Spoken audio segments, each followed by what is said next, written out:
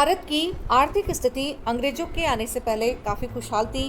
भारत में अंग्रेजों के शासन की स्थापना से पहले अंग्रेजों का भारत से संपर्क का उद्देश्य व्यापार के जरिए धन कमाना था, परंतु धीरे धीरे उन्होंने संपूर्ण भारत पर अपना शासन स्थापित कर लिया। भारत में अंग्रेजी नीतियों का मुख्य उद्देश्य भारत की आर्थिक शोषण करना था। अंग्रेज प्रारंभ से ही भारत में अपनी आय से कच्चा माल खरीदकर ब्रिटेन ले जाते थे तथा वहां मुनाफे के साथ इसे बेच देते थे। इसी प्रकार ईस्ट इंडिया कंपनी भारत में भू राजस्व वसूल करती थी तथा इस धन से कच्चा माल खरीदकर यूरोप में बेच देती थी। आज का जो हमारा विषय है ड्रेन ऑफ वेल्थ थ्योरी, धन निष्कासन का सिद्धांत या धन का निकास। मैं हूँ मिथिलेश सोलंकी, सहायक आचार्य इतिहास, राजकीय महाविद्यालय रावतभाटा।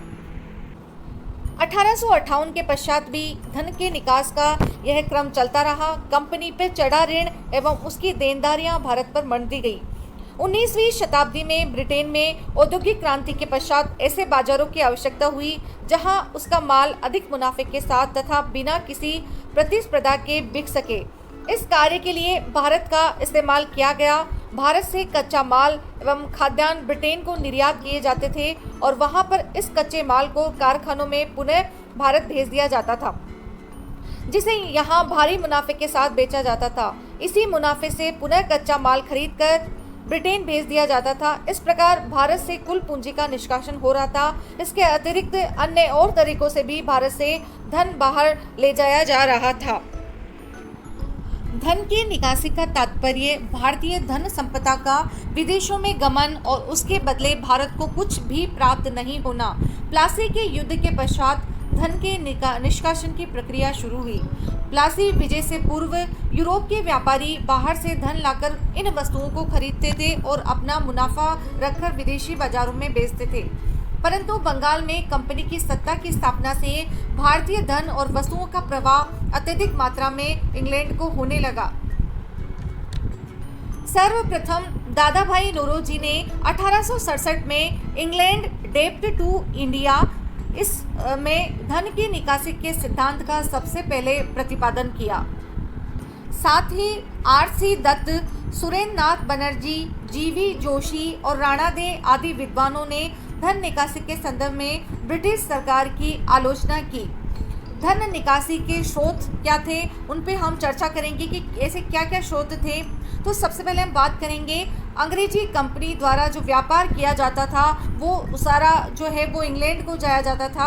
अंग्रेजी कंपनी के अधिकारियों के वेतन, भत्ते, पेंशन, ये सब ब्रिटिश ये जो सरकार के जितने भी वेतन, भत्ते, पेंशन थे वो भारतीय कोष से दिए जाते थे। मुनाफा कंपनी के साझेदारों को उनके लाभांश के तौर पर दिया जाता था। होम चार्जेस की अगर बात करें तो होम चार्जेस वह व्यय थे जिनके द्वारा कंपनी रेलों में लगी पूंजी का ब्याज, अन्य ऋणों पर ब्याज, सुरक्षा सेवाओं पे व्यय, इंग्लैंड में भारत सचिव के कार्यालय का प्रशासनिक व्यय, अंग्रेज अधिकारियों की पेंशनें एवं भत्ते की राशि एवं भारत में विभिन्न विभागों के लिए किया गया व्यय सभी सम्मिलित था। भारत पर सैनिक व्यय का भार भी बहुत अधिक था। इस प्रकार ब्रिटिश सरकार का सारा खर्च भारत को ही उठाना पड़ता था। ब्रिटिश सरकार अपनी विस्तारवादी नीति की पूर्ति के लिए चीन, फारस, ब्रह्मा, अफगानिस्तान आदि में अपने प्रभाव क्षेत्र को बनाए रखने के लिए बहुत बड़ी सेना रखती थी और इन सेना का जो खर्चा था वो भारतीय जनता को करों के रूप में देना पड़ता था।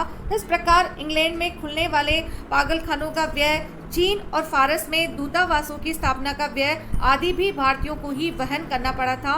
भारत पर यह भार निरंतर बढ़ रहा था। वहाँ 1851 में होम चार्जेस की राशि 25 लाख पाउंड थी, वही 1933-34 में 275 लाख पाउंड हो गई थी। सार्वजनिक ऋण, भारत में होने वाले युद्धों तथा ब्रिटिश प्रशासन संबंधी जो भी व्यय होते थे उन्हें भारतीय ऋण की संज्ञा दी जाती थी। 1792 में इस प्रकार ऋणों का कुल योग 70 लाख पाउंड था, जो 1829 में 300 लाख पाउंड हो गया। रेल निर्माण, भारत में रेलें बनाने के लिए अंग्रेज पूंजीपतियों को अत्यधिक लाभ ठेके पर दिए गए। उन्हें पूंजी विनियोग पर प्रारंभ में 5% की गारंटीड ब्याज तथा लाभ में आधा आधा हिस्सा देना स्वीकार किया। इस प्रकार 1849 से 1900 की अवधि में भारत को 58 करोड़ रुपए का घाटा उठाना पड़ा, जो ब्रिटिश पूंजीपतियों को गारंटी भुगतान के रूप में किया गया था। अन्य साधन भारतीय धन निष्कासन का एक मार्ग ये भी था कि भारत से अफीम का जो निर्यात किया जाता था वो चीन को किया जाता था और इस व्यापार का लाभ इंग्लैंड भेज दिया जाता था। चीन के मार्ग से अनुचित तरीके से उपलब्ध किए हुए धन को इंग्लैंड भेज दिया जाता था। कंपनी के शेयरधारकों को यहाँ से लाभांश दिया गया और अंग्रेज कंपनी के बहुत सारे जो वेतन भत्ते थे वो भी भारतीय वहन करते थे। इस प्रकार सरकारी आय का व्यय भी इस प्रकार किया जाता था कि इससे अंग्रेजों को अधिक लाभ हो। अतः शासन व्यय की वृद्धि के कारण आंतरिक आर्थिक निष्कासन निरंतर बढ़ता जाता था। इस प्रकार स्पष्ट है कि शासन प्रणाली बहुत महंगी थी और जनता के हितों की रक्षा करना उनका उद्देश्य नहीं था। अगर हम प्रक्रिया की बात करें कि किस प्रकार ये यहाँ से धन गया, तो इसका जो शुभारंभ है वो 1757 से शुरू हुआ और इसके कंपनी के सेवक भारतीय शासकों, जमींदारों, व्यापारियों तथा साधारण जनता से झटक कर जमा की गई बेपनाह दौलत अपने देश में ले जाने लगे।